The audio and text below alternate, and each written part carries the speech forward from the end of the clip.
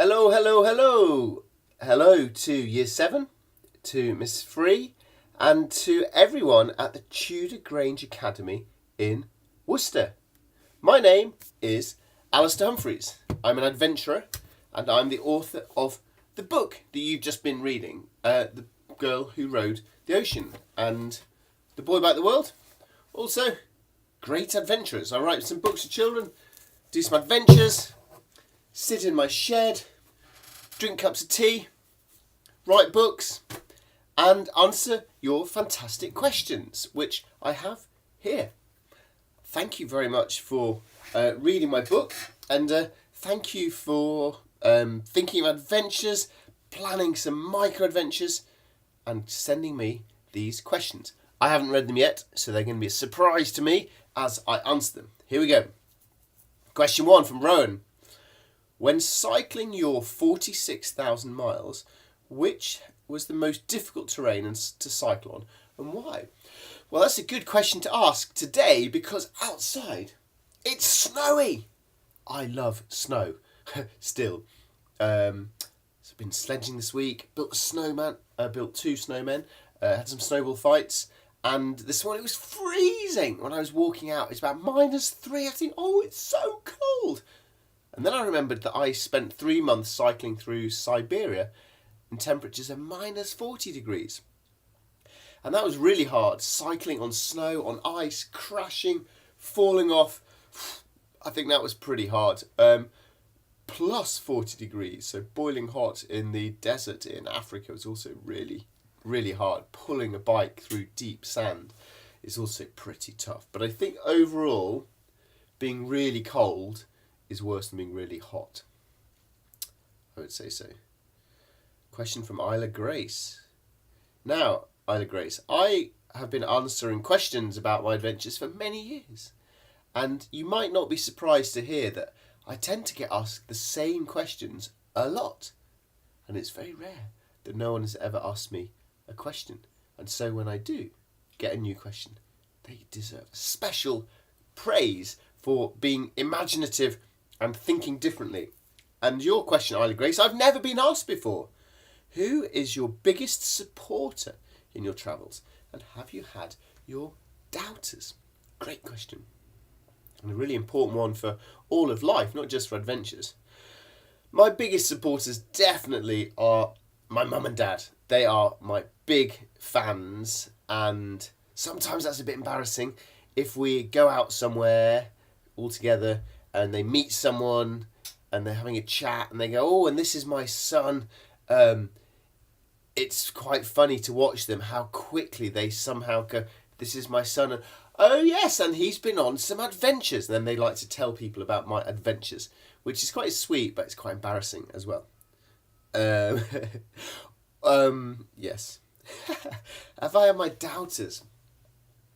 I'm pretty lucky, because I went to a school where we were encouraged to aim high and to try and do things that were big and difficult. And my family encouraged me to do things that were different and to do what my own sort of thing. And then I spent a lot of time reading books, and books are a great place to realise that you can aim high and you can set yourself big goals and you can do stuff that just because the people who live in your town aren't doing those sort of things doesn't mean you can't do them. So the possibilities for doing what you want to do are massive in life.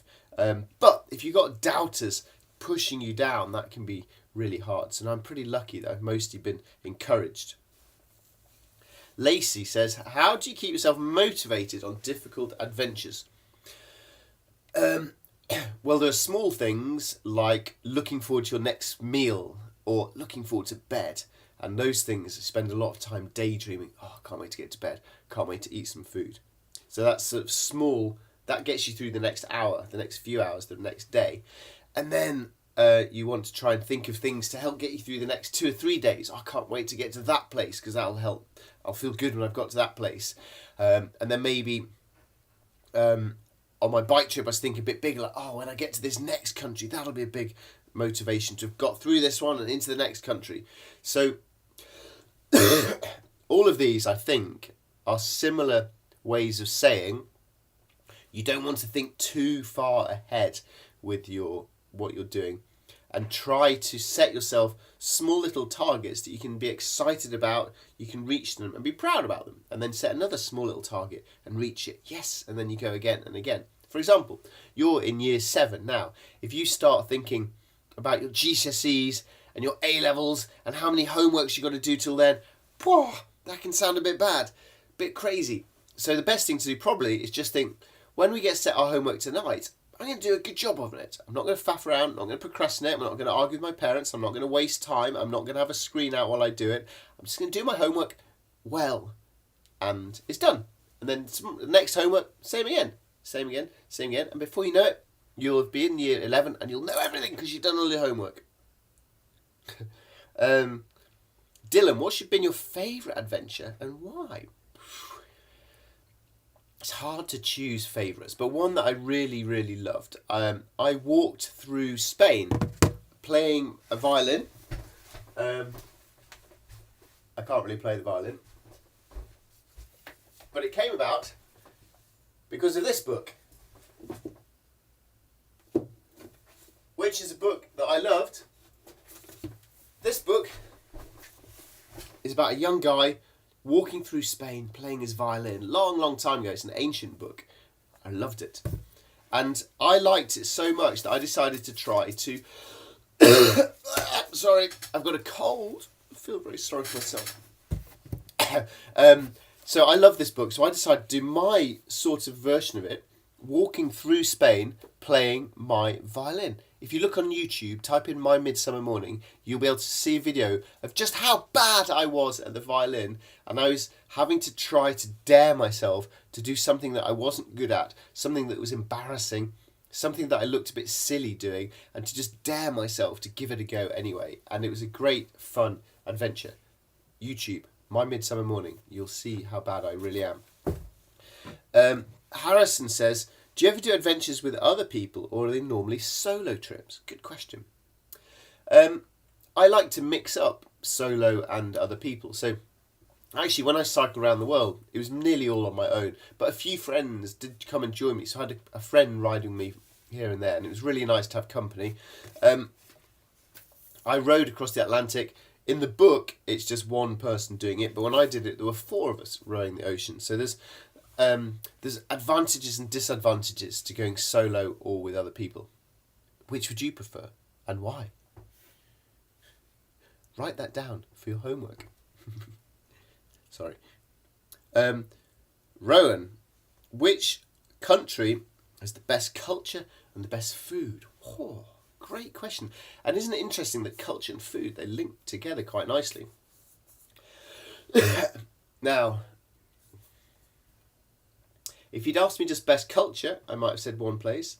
If you'd asked me best food, I might have said another place. But if it's culture and food, I'm going to give you 2 different answers. 1, Japan. Delicious food. Also some food that's incredibly disgusting, but very interesting food. Mostly delicious, and a really interesting culture. And then I'll choose Lebanon. Delicious food. Really delicious food, and a fantastic culture. I cycle through Lebanon during Ramadan, which is the Muslim month of fasting, when Muslims don't eat from sunrise till sunset, and then they have a big feast in the evening called an iftar, and they invite their friends and families, and also any random guy who happens to be cycling around the world and passing through their village. And so I ate a lot of delicious feasts there during Ramadan. Josh says, which is the most beautiful country you've been to? Gosh, Lebanon's beautiful. Next door to Lebanon, Jordan. Really beautiful country. Look up Petra in Jordan. That's a fantastic place. Beautiful countries. Iceland. I crossed Iceland by foot and parkrafт. Really beautiful. Norway, the Lofoten Islands, I really love. I saw the Northern Lights there. Beautiful countries. Down in the bottom of South America, in Chile, an area called Patagonia. Really beautiful. America, California, really beautiful. But do you know what else is beautiful? Britain. Some fantastic places to discover in right here in Britain. It's a really beautiful country, and it took me going all the way around the world to appreciate that. Right, that's the end of your questions. Thank you very much for your questions. Thank you so much for reading my book, and good luck with all of your own adventures. And let me say this to you too. Merry Christmas.